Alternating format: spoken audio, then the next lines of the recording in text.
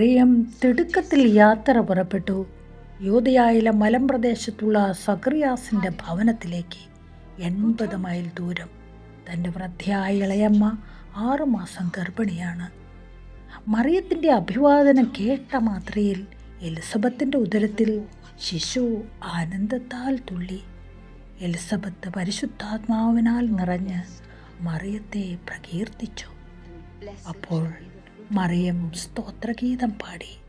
പ്രിയപ്പെട്ടവരെ, ഇന്ന് നമ്മുടെ ജീവിതത്തിലും ആരെങ്കിലും സഹായം ആവശ്യപ്പെട്ട് കാത്തിരിക്കുന്നുണ്ടോ?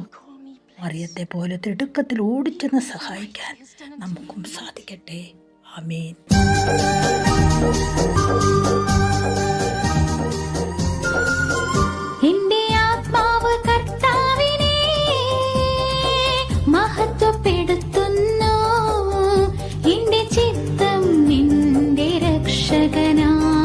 ദൈവത്തിൽ ആനന്ദിക്കുന്നു.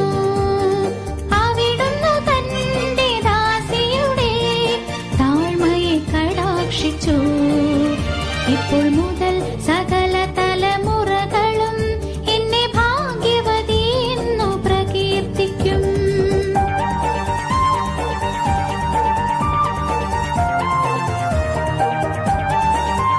ശക്തനായവൻ എനിക്ക് വലിയ കാര്യങ്ങൾ ചെയ്തിരിക്കും.